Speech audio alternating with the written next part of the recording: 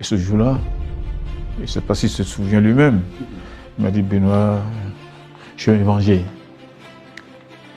Je vais me venger. Si je ne me venge pas, je suis un enfant bâtard. Ah, je vais lui rappeler, c'est sur l'esplanade de la présidence. Peut-être qu'il s'est rappelé. C'est sûr qu'il doit se rappeler. Et puis bon. De coton, on est passé à autre chose. Il y avait d'autres choses, le coton, les PVI et tout. Alors que le PVI, on nous a fait parcourir le Bénin pour expliquer le bien fondé de cela. Moi, ministre de l'Intérieur, j'avais un rôle important à jouer. C'était à l'occasion que le président Patrice Talon, c'est en 2004 qu'il m'avait présenté Bouka Olivier. Et en 2000, pendant la mise en place du PVI, il était allé me voir également à mon bureau. Après cette première situation malheureuse, la confiance s'est effritée, et puis après c'est PVI, etc. Montage de dossiers à gauche, à droite, pour pouvoir lui mettre la main encore là-dessus.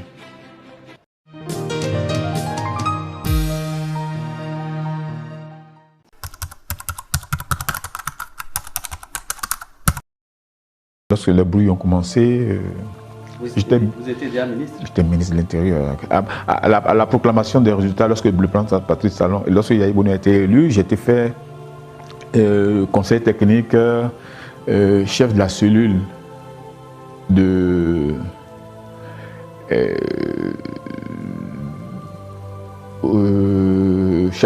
chargé du suivi des projets. Voilà. J'étais conseiller technique chargé du suivi des projets.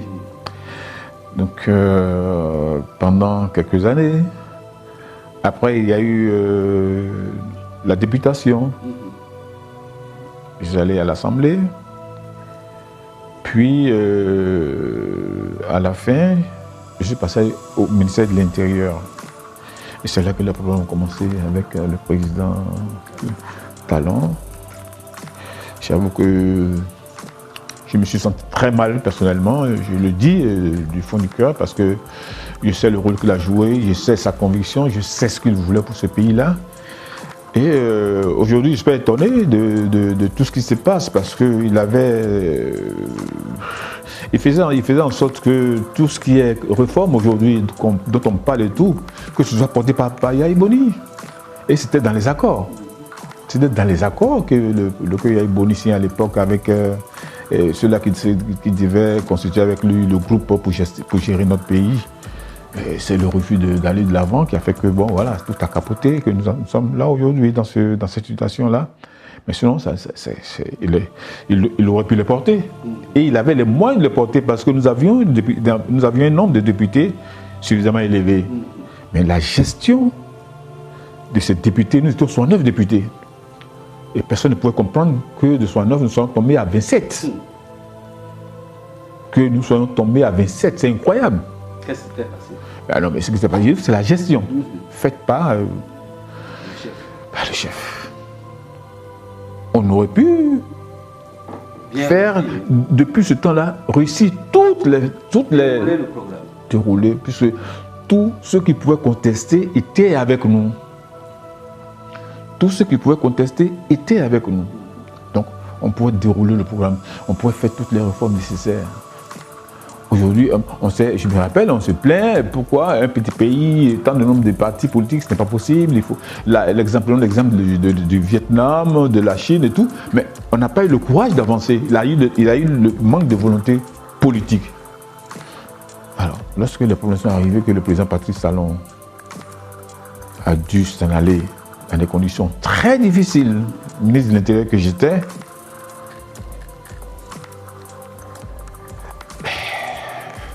lorsque j'ai été informé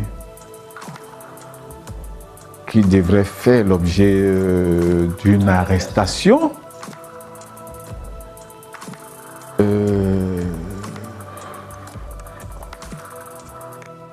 n'avais pas eu les moyens de m'opposer, puisqu'on est passé par un de mes collaborateurs. C'est au cours d'une activité publique que le collaborateur parlant au DG a apporté l'information et le DG me l'a dit. Mais ça, c'était la toute première. Il n'était même pas convoqué. Il a voulu aller s'enquérir d'un certain nombre de choses. Parce qu'il y avait des partenaires à lui qui étaient gardés. Donc il a voulu partir s'enquérir des nouvelles. Lorsque l'instruction est venue, qu'il fallait donc profiter et pour l'arrêter. C'était un jour noir. C'était un jour noir pour nous, c'est proche. Parce que nous proches de Talon, nous étions proches des Haïs, nous étions tous proches des Talons. Bon. Et mon bureau au ministère était devenu le PCO. Hein? C'était le poste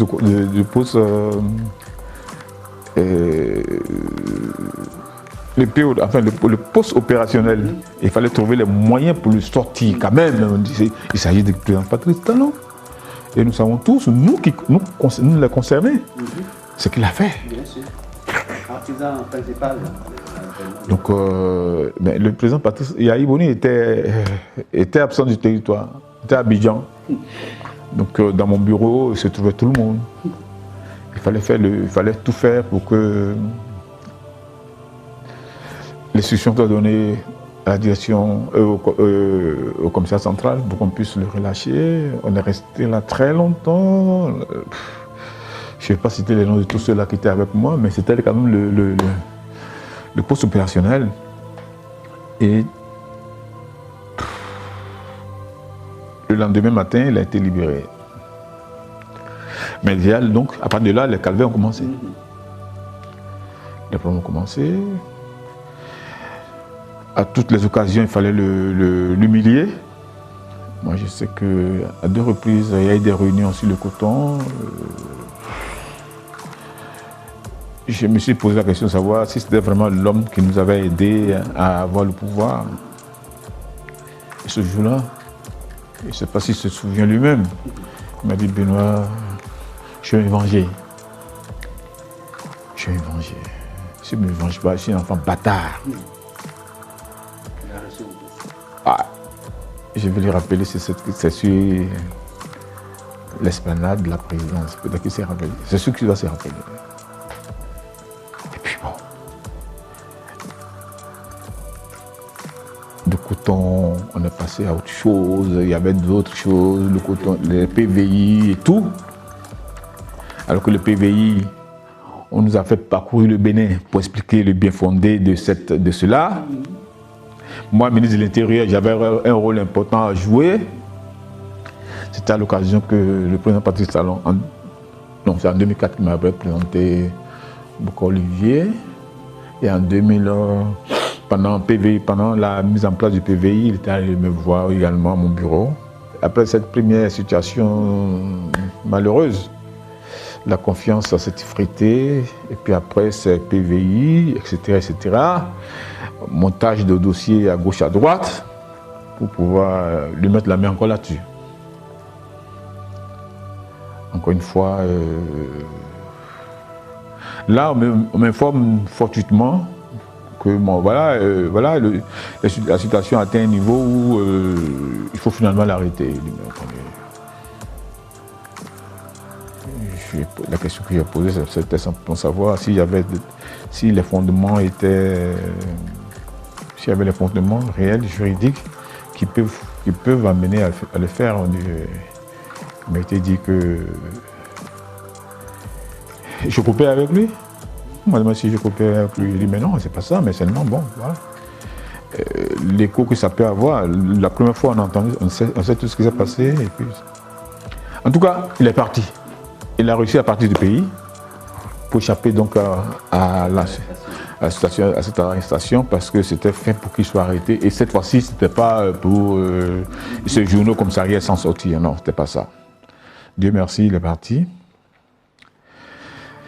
Mais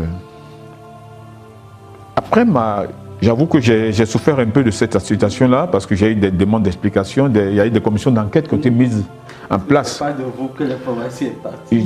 Des commissions d'enquête ont été mises en place contre moi. J'ai eu des situations difficiles. En plein conseil des ministres, on m'interpellait.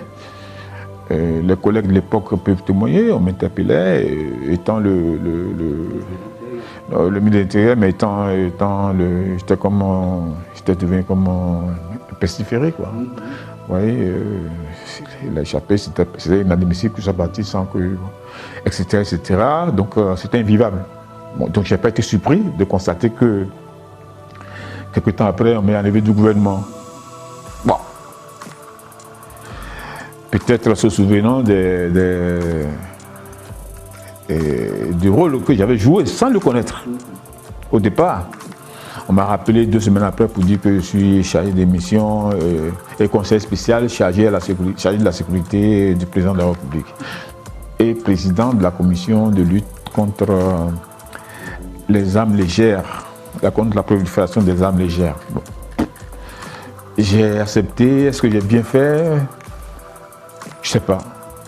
Je ne sais pas, je me pose chaque fois la question, mais à un moment donné, je me dis, bon, mais si c'est l'appel, si la nation vous appelle, bon, vous acceptez.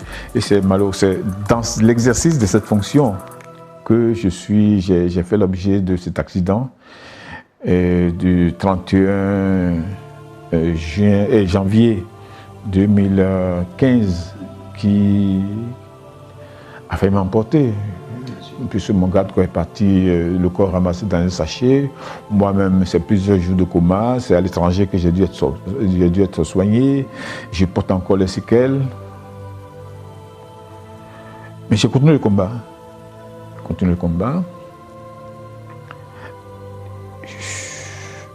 J'ai été réélu, donc réélu député.